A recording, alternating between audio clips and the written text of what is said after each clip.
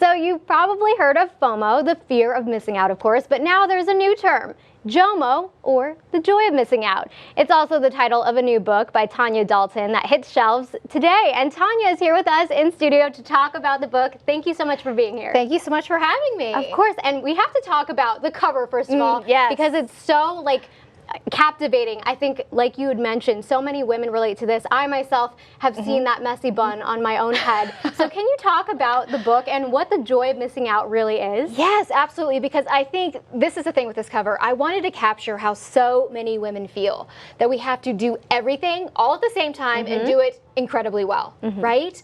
There's this whole pull to be busy. We feel like we're supposed to be busy. In fact, when we're not busy, we somehow worry that we're failing or we're not doing enough. So JOMO is really all about this. It's more than a book. It's really a movement to get women to feel like we can let go of that need to be busy and step into a life that feels focused on our priorities and really filled with purpose.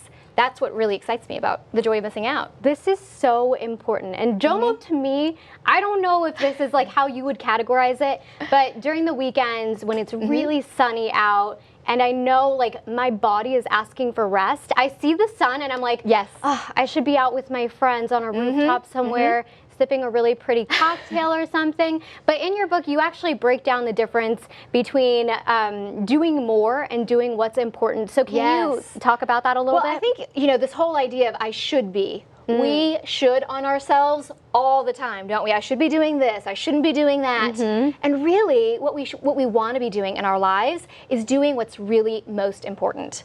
You know how you check off 1,000 things off your to-do list, but you slide into bed at night and think, oh, why didn't I get more done? It's because we're not really doing the things that are important to ourselves, the things that really drive us forward towards that life we want. So when we choose to focus in, instead of trying to do everything, and choose to focus in on what matters most, that's really when we start to feel successful and satisfied at the end of our days. So really, the things that are important to us are tied to our goals. They're connected to our North Star, our mission, our vision, our core values. They're things that are essential, that really fulfill us. They're things that are advantageous. And a lot of times we confuse urgent with important because we feel like these urgent tasks need to be taken care of.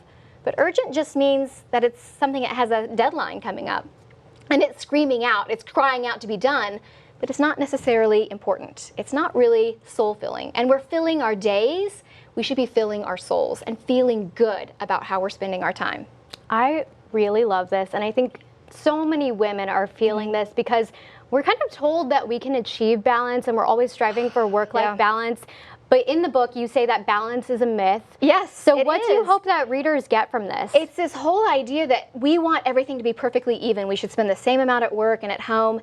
And if everything is perfectly even, we're not really moving in any direction. To really lean into a priority means that we're going to make some growth and we're going to make some movements in the direction we want. So we have to lean and then we have to counterbalance. In fact, we don't want balance because we want to be able to choose the direction our life is going in.